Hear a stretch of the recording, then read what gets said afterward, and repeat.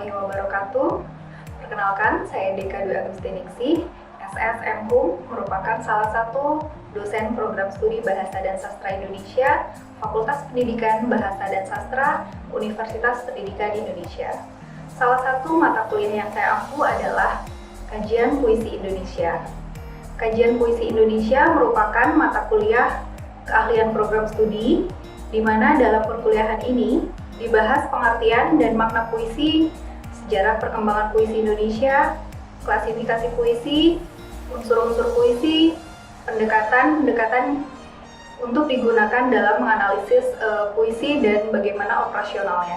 Kemampuan yang diharapkan adalah mahasiswa dapat memahami definisi dan makna puisi, memahami unsur-unsur puisi dan bagaimana unsur-unsur tersebut berfungsi, memahami sejarah perkembangan perpuisian di Indonesia, periodisasi, gerakan-gerakan puisi yang terdapat di Indonesia, kemudian penyair dan karyanya pada setiap periode, klasifikasi puisi dan perbedaannya, kemudian memahami juga berbagai pendekatan yang dapat digunakan untuk mengkaji karya sastra, khususnya puisi.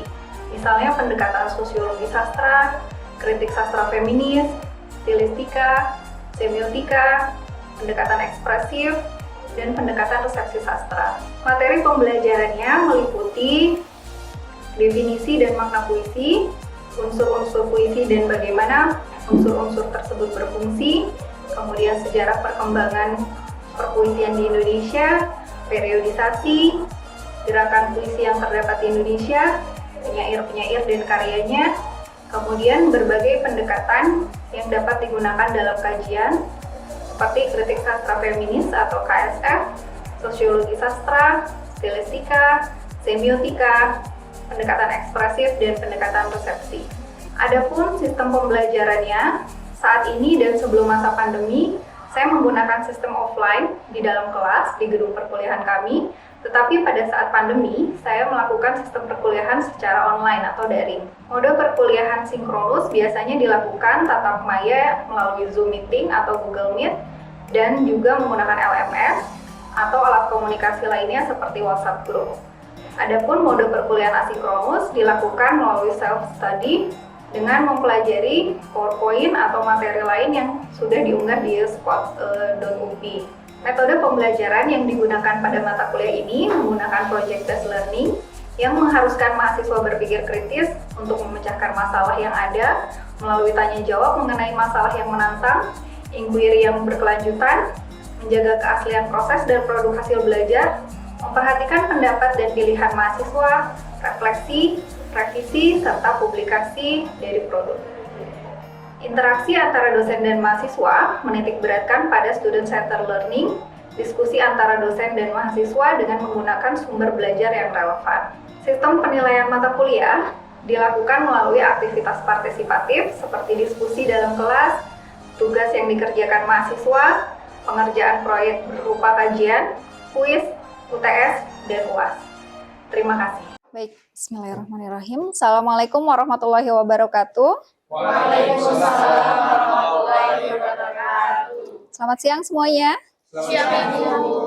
Baik, hari ini kita akan mempelajari tentang gerakan puisi Beling, gerakan yang pernah terjadi di Indonesia, di Bandung khususnya pada tahun 1970-an. Namun sebelumnya kita berdoa terlebih dahulu ya. Berdoa menurut agama dan kepercayaannya masing-masing, berdoa dimulai.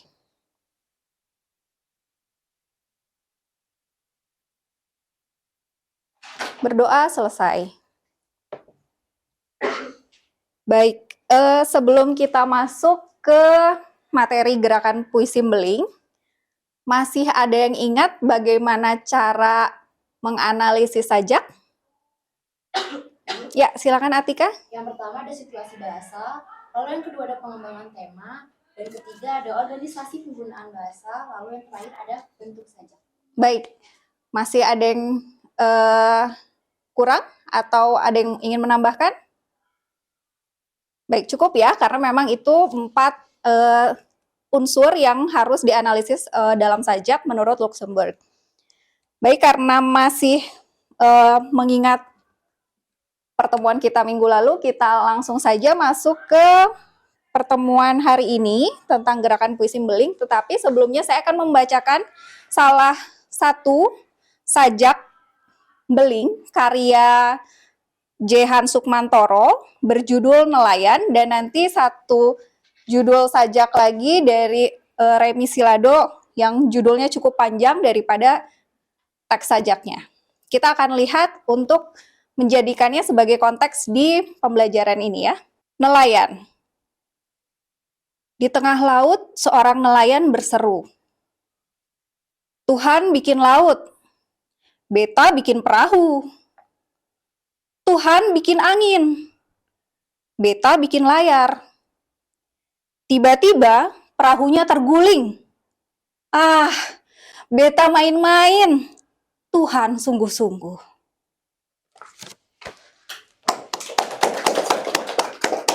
Ya, itu karya Jehan, dan kita akan bedakan dengan karyanya Remi Silado meskipun ini sama-sama sajak dari gerakan puisi beling. Seorang penyair lapar mengirim puisinya kepada sebuah surat kabar pagi, lantas dimuat setelah 6 bulan, menunggu honornya selama 3 bulan, pas untuk beli tahu Sumedang 2 keranjang, dan setelah memakannya, ia terab sebisanya.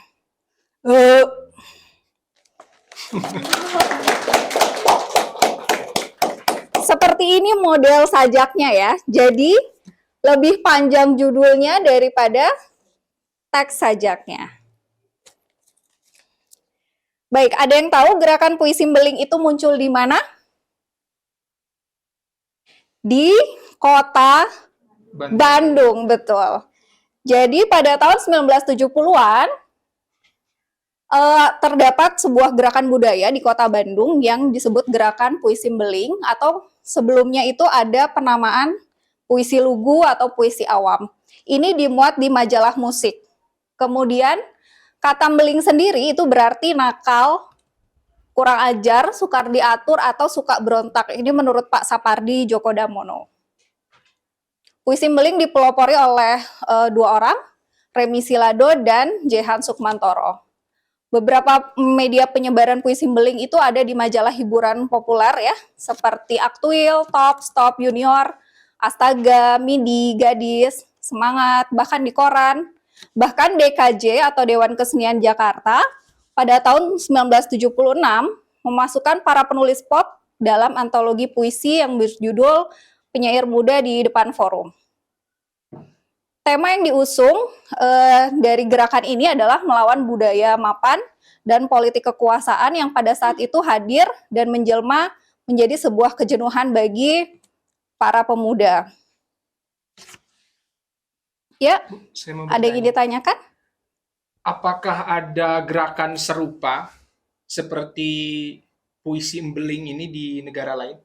Ya, tentu gerakan ini tidak hanya terdapat di Bandung atau Indonesia, tapi kita lihat bahwa ada generasi beat yang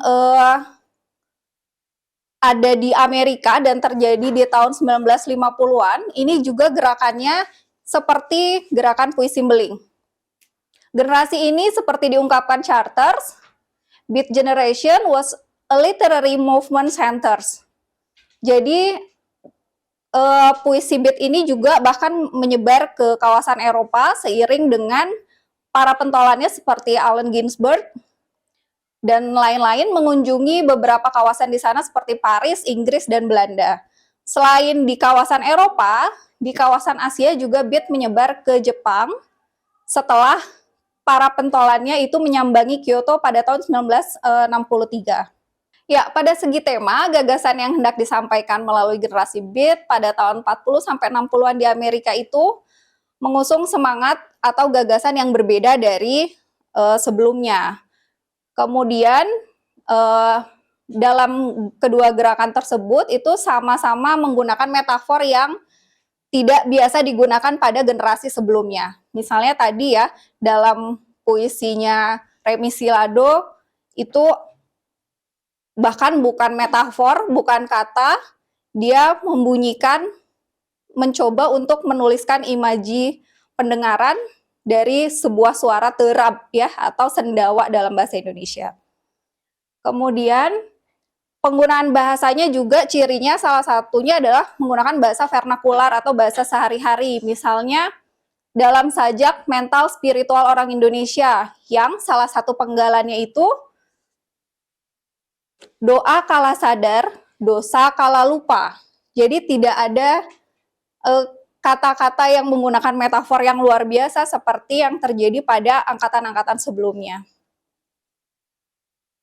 Bu Nenden, seperti yang kita kenal, Bu Nenden Lilis Aisyah, itu menyebutkan bahwa puisi Mbeling itu hadir melawan kemapanan bentuk, kemudian secara estetika, baik dalam visual, linguistik, kemudian isi, itu juga berusaha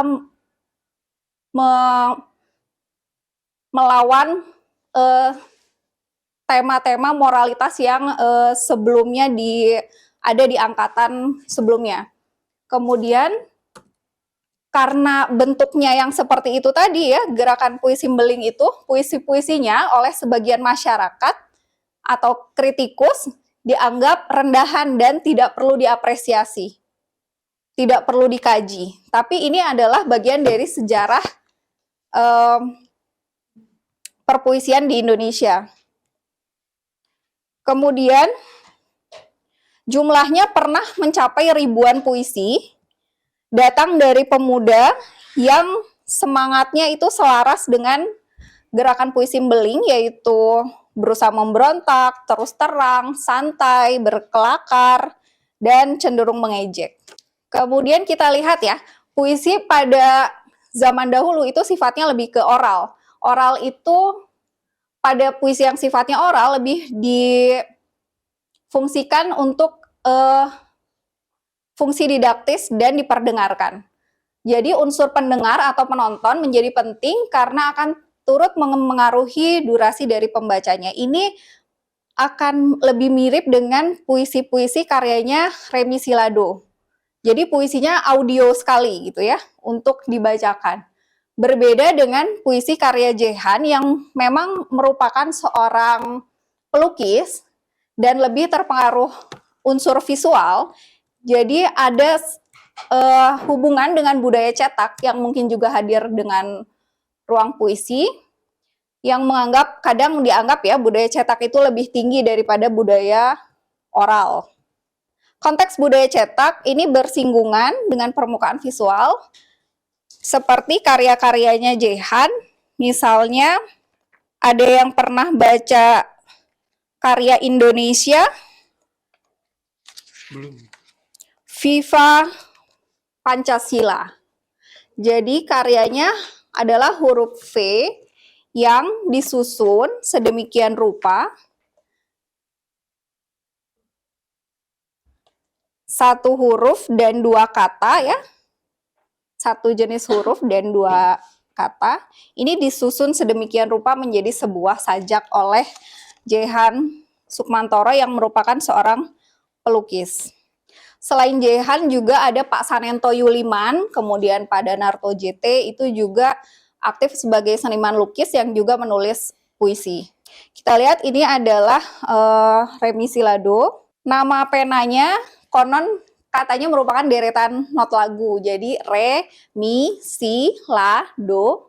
Dan bila diterjemahkan dalam angka berarti 23761. Ia lahir 12 Juli 1945.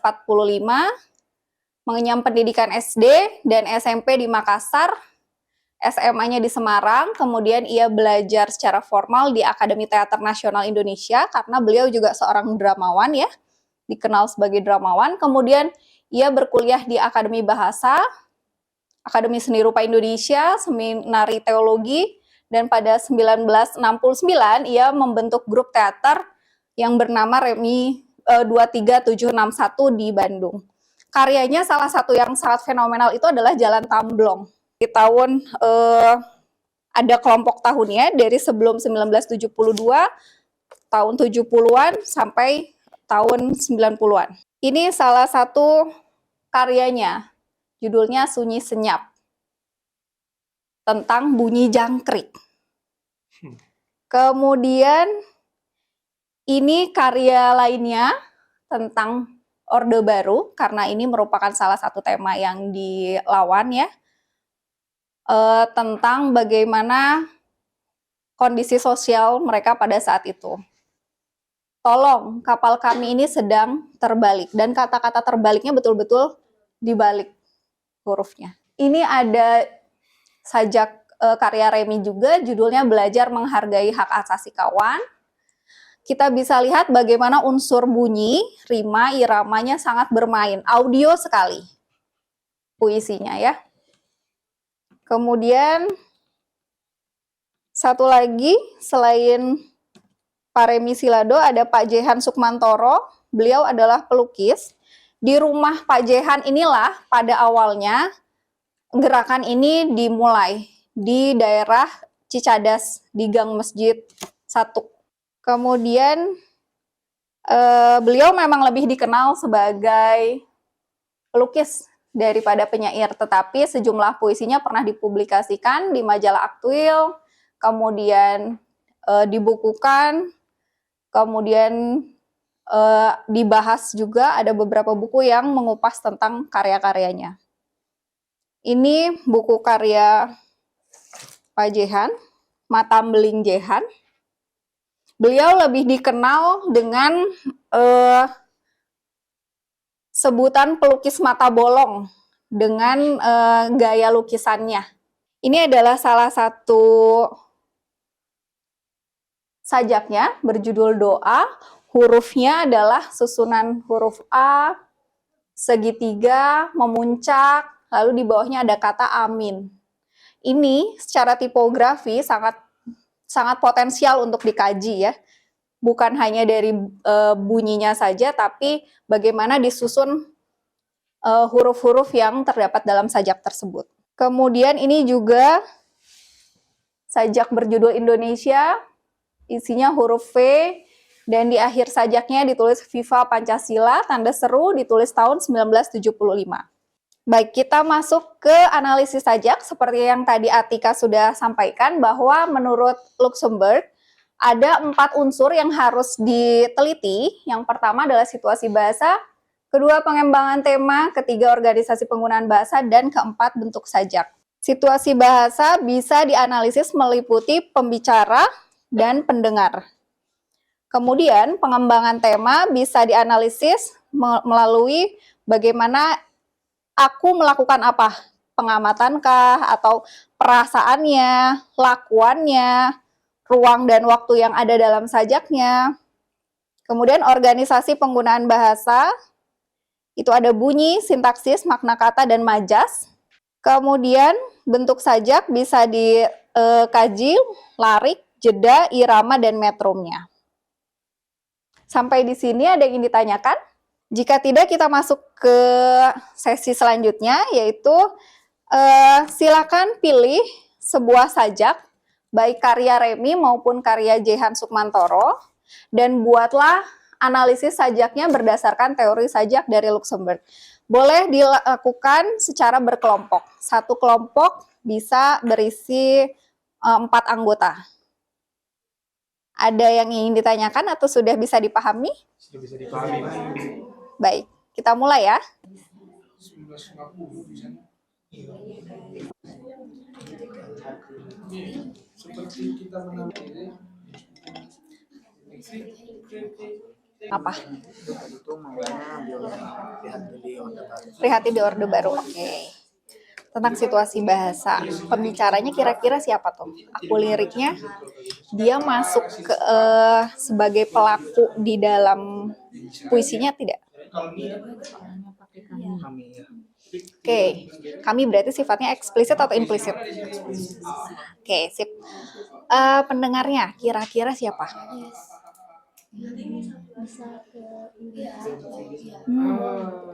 Oh ya, oke. Pendengarnya pemerintah.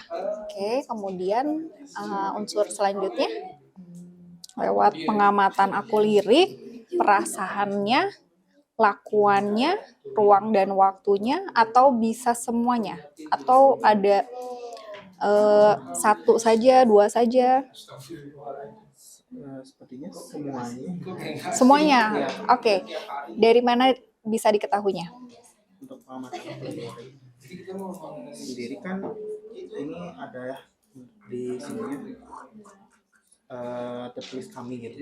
Ya, Dan jadi cara pengamatan akuratnya dalam puisi itu ada gitu, pengembangan temanya gitu. Lalu dari perasaan aku liriknya ini tentang apa ya, meminta tolong gitu. ya betul. Jadi ada kata tolong ya, dia bisa kita highlight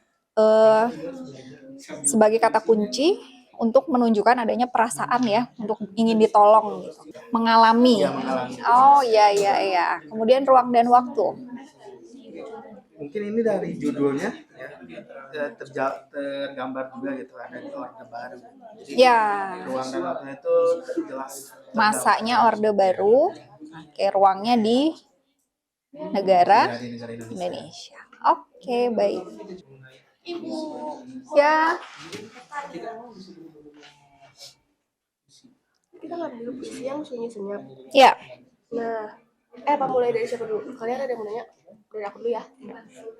Kalau aku kan bagian, kalau di sini ibu kira-kira kan asuransi itu kan pengulangan vokal pada satu tarik. Betul, Terus aliterasi pengulangan konsonan. betul. Sedangkan sih saya bingung sini kan ada Dua-duanya. Dua-duanya. Ya, berarti masuk dua-duanya. oh walaupun di satu kata gitu sih. Ya.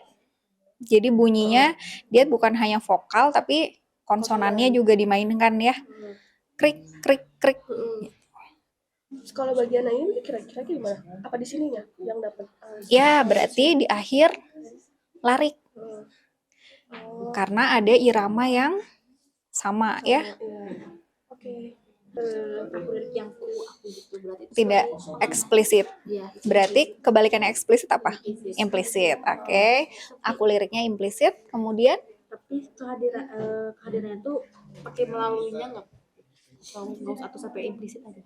implisit cukup dia muncul sebagai pengamat ya tentang bunyi di malam hari ya.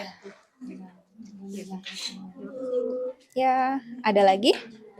Ibu kalau yang sintaksisnya ini kan kira-kira kayaknya nggak ada ya, Bu. Kalau yang krik-kriknya saja gitu. Ya, bisa jadi hanya satu larik ya dihitungnya satu bunyi. Yang ini mungkin Yang bunyi hanya jangkrik, yang krik. jangkrik. Yang ini Oh, yang bunyi hanya jangkrik-jangkrik. Itu dia pakai bahasa yang vernakular, bahasa sehari-hari. Jadi memang bahasa denotatifnya jauh lebih dominan digunakan ketimbang yang konotatifnya. Tapi yang denotatif itu meskipun denotatif dia dipermainkan lewat apa? ini Ironinya ya. Bisa keterbalikannya dia bilang sunyi senyap. Tapi tetap masih terdengar suara krik-krik. Ini bisa dimaknai secara denotatif, tapi kita bisa memaknainya juga bagaimana si permainan denotatifnya itu dilakukan oleh penyair. Baik, sudah selesai ya? Sudah? Oke. Siapa yang ingin mempresentasikan hasil kajiannya? Ya, silakan. Assalamualaikum warahmatullahi wabarakatuh. Waalaikumsalam warahmatullahi wabarakatuh.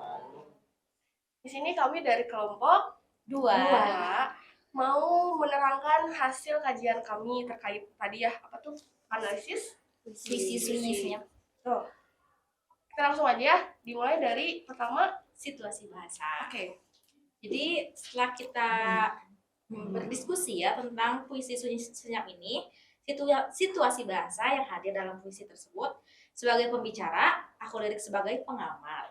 Kehadirannya itu bersifat implisit karena tidak adanya pronomina aku, ku dalam aku lirik tersebut. Kemudian pendengar dalam puisi tersebut ialah masyarakat atau publik secara luas. Dan kehadirannya itu bersifat implisit karena tidak adanya pronomina kau, mu, kamu yang hadir sebagai penanda hadirnya pendengar. Gitu. Oke, selanjutnya Lalu yang kedua ada pengembangan tema yang dibagi menjadi 4. Yang pertama itu ada pengamatan aku lirik. Nah, di sini seseorang yang tinggal di pedesaan yang sedang menenangkan pikirannya. Lalu yang kedua ada perasaan aku lirik. Curahan hati aku lirik mengenai kesunyian. Lalu yang ketiga ada lakuan, aku lirik dapat mengenang melalui puisi. Lalu yang terakhir, ruang dan waktu. Ini di pedesaan ketika malam hari. Oke, selanjutnya kita masuk ke organisasi penggunaan bahasa. Organisasi penggunaan bahasa itu ada 4 kira-kira yang bakal analisis, yaitu ada bunyi, sintaksis, makna kata, sama majasnya itu apa. Nah, di sini puisi sunyi senyap itu kalau untuk bunyinya sendiri ada asonansi dan ada aliterasi. Karena kalau misalnya kita lihat ya, dari puisi sunyi senyap itu kan krik krik krik krik krik krik krik yang bunyi hanya jangkrik-jangkrik. Nah, di sini ada asonansi dan aliterasi dari si pengulangan vokal sama pengulangan konsonannya itu. Terus kemudian kalau dari sintaksisnya itu kita mungkin bisa lihat dari yang hanya kalimat yang bunyi hanya jangkrik-jangkrik. Nah, itu sepertinya ada hanya satu subjek seperti itu kalau di sintaksisnya. Dan kemudian kalau dari makna katanya sendiri, puisi ini tuh lebih ke denotatif. Karena ternyata puisi seperti ini tuh memang jadi secara denotatif atau permainan denotatifnya itu dilakukan sama si penyair ini gitu. Terus kemudian ada majasnya ini bisa dibilang tidak ada perumpamaan dari majas apa karena memang di puisi ini tuh hanya ya seakan-akan krik krik krik krik itu dari bunyi si jangkriknya ini seperti itu. Selanjutnya, lanjut yang terakhir itu ada bentuk sajak. Nah, di bentuk sajak ini ada larik, jeda, dan irama dan metrum. Pada sajak ini terdiri atas satu bait yang berisi 9 larik.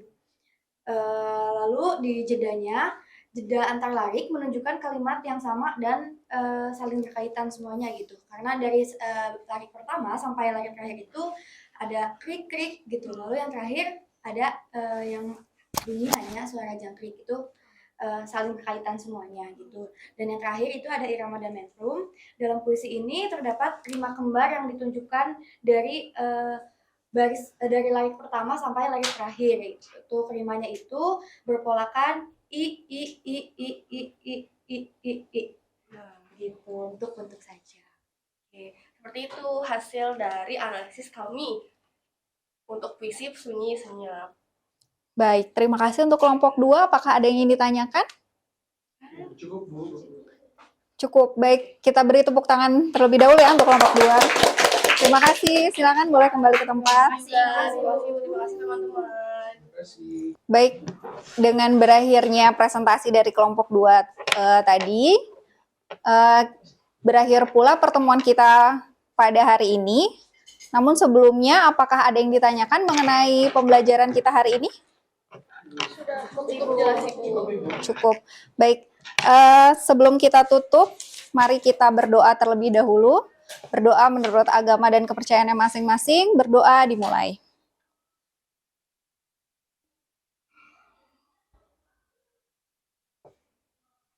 Berdoa selesai. Terima kasih atas pertemuan hari ini. Saya mohon maaf apabila ada kekurangan. Wassalamualaikum warahmatullahi wabarakatuh. Selamat siang semuanya.